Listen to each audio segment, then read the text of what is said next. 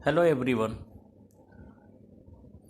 मैं सोचता हूँ कि आज कुछ वर्णों के विषय में, हिंदी वर्णों के विषय में बताया जाए। वर्ण जो है वह भाषा की सबसे छोटी इकाई माना जाता है। वर्णों का विच्छेद नहीं किया जा सकता, वर्णों का विखंडन नहीं किया जा सकता है। वास्तव में ये मूल ध्वनि के प्रतीक होते हैं। हिंदी भाषा में दो तरह के वर्ण होते हैं, स्वर और व्यंजन।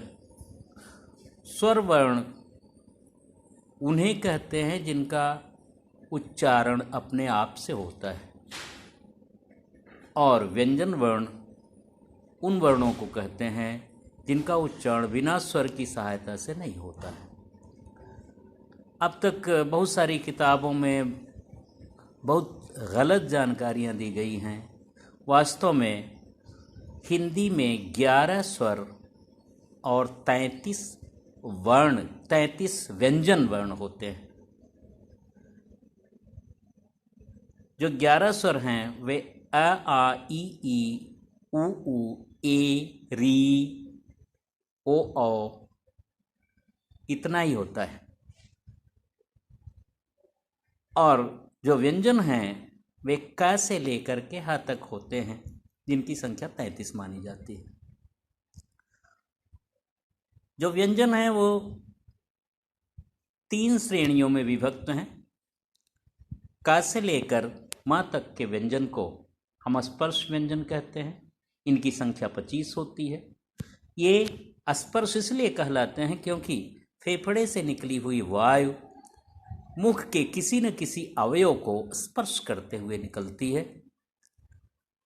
इनमें 5 वर्ग माने जाते हैं।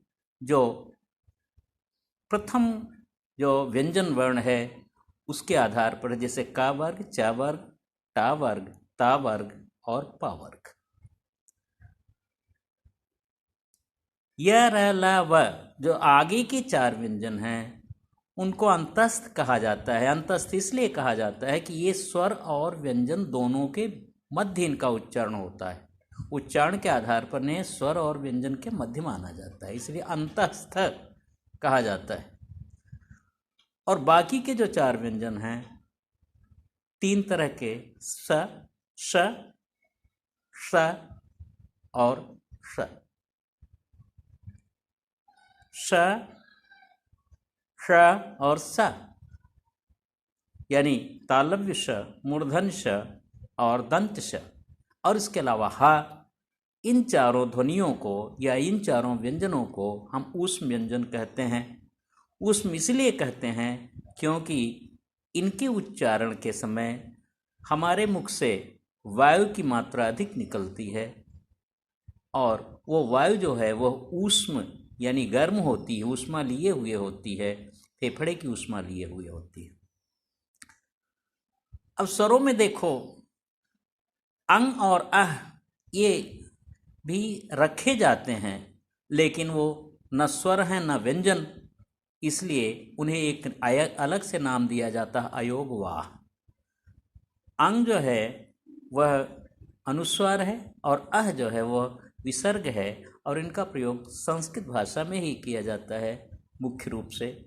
और हिंदी में जो तत्सम शब्द हैं जैसे क्रमशः वगैरह, इनके प्रयोग में भी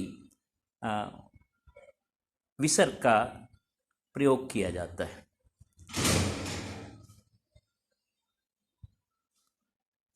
जो स्वर हैं उच्चारण की अवधि के आधार पर 2 भागों में विभक्त हैं, ह्रस्व और दीर्घ।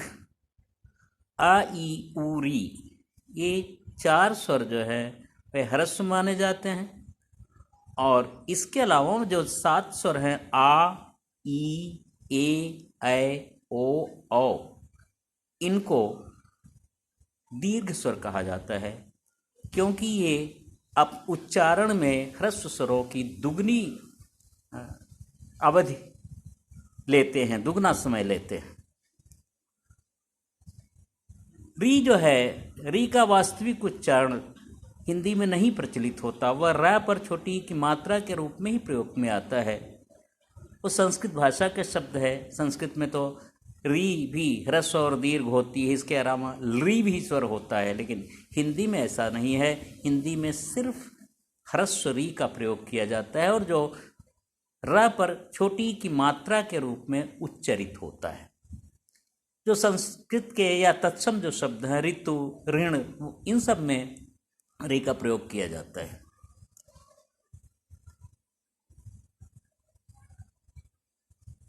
अयोग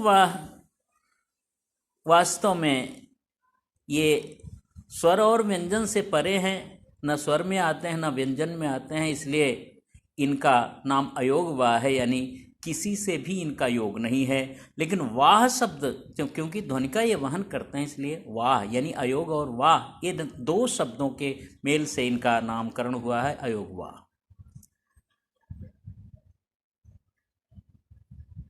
जो व्यंजन वर्ण हैं वास्तव में वे जब आ के साथ या किसी स्वर के साथ लिखे जाते हैं तब पूर्ण लिखे जाते हैं और पूर्ण बोले जा सकते हैं, क्योंकि उनका उच्चारण बिना स्वर के संभव नहीं है।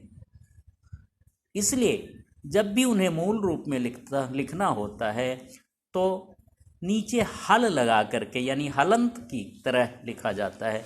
संस्कृत में हल का मतलब ही व्यंजन होता है। अब प्रश्न उठता है कि का उच्चारण कहाँ से होता है। जो का वर्ग है उसका उच्चारण कंठ से होता है, इसलिए इसे कंठ कहते हैं। च वर्ग का उच्चारण जो है तालु से होता है, इसलिए इसको तालव्य कहते हैं। ट वर्ग का संपूर्ण उच्चारण मूर्धा से होता है, इसलिए उसको मूर्धन्य कहते हैं। ता वर्ग का उच्चारण जो है दंत से होता है, दांत से, दांत के किनारे से, इसलिए उसे दंत्य कहते हैं। और जो पा वर्ग है उसका उच्चारण ओष्ठ से होता है, इसलिए उसको ओष्ठ कहते हैं। उच्चारण के दृष्टि से ये भी देखा गया कि जैसे वा का उच्चारण जब करना होता है हमें तो दांत और ओठ दोनों की ज़रूरत पड़ती है, दोनों का सहयोग लिया जाता है, इसलिए इसे दंतोष्ठ कहते हैं, दंत्योष्ठ। र के समय जो उच्चारण किया जाता है तो र का उच्चारण के समय जीभ पर ऐसा दबाव पड़ता है जिससे उसमें लहर से उठती है, इसलिए उसको क्षिप्त कहते हैं। और ला का उच्चारण जिस समय किया जाता है तो ला के उच्चारण के आधार पर ला को लुंठित कहा जाता है। श जो तीन हैं उनको भी एक तालव्य है जिसका उच्चारण च वाली जगह से किया जाता है, तालव्य, जैसे च श। दूसरा जो मूर्धन्य है उसका उच्चारण मूर्धा से किया जाता है। इसके लिए सबसे आसान तरीका है कि जहाँ से टा का उच्चारण किया जाए वहीं से श का उच्चारण किया जाए, टा श। और जो दंत सा है उसका उच्चारण दांत से किया जाता है। तो बहुत आसान सा तरीका है, जहाँ से ता का उच्चारण हो वहाँ से, जैसे ता सा, ये बहुत आसान है। हा सबसे ऊष्म व्यंजन माना जाता है, क्योंकि हा के समय पूरा मुंह खुल जाता है, सबसे ज़्यादा वायु आती है। और यही कारण है कि हा मिलाकर के ही जो कमजोर ध्वनि वाले स्वर हैं जिनको अल्प प्राण कहा जाता है उनको महाप्राण बनाया जाता है। जो भी महाप्राण ध्वनियाँ हैं जैसे खा, घा, उनमें उसके पूर्व जो अल्प प्राण ध्वनियाँ हैं, अल्प प्राण व्यंजन हैं, उसमें हा मिलाया जाता है। इसको आसानी से जो दूसरी भाषाएं हैं उर्दू या इंग्लिश, उनके माध्यम से देखा जा सकता है। जैसे इंग्लिश में खा अगर लिखना हुआ तो के के साथ यच जोड़ा जाता है, घा लिखना हुआ तो जी के साथ यच जोड़ा जाता है। इसी ढंग से उर्दू में भी अगर फा लिखना है तो पे के साथ हे जोड़ा जाता है।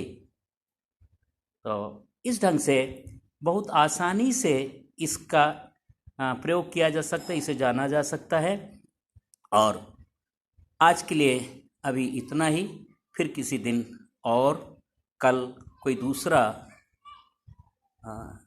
विषय, दूसरा प्रकरण उठाएंगे और हम मुखातिब होंगे। बहुत बहुत धन्यवाद सुनने के लिए।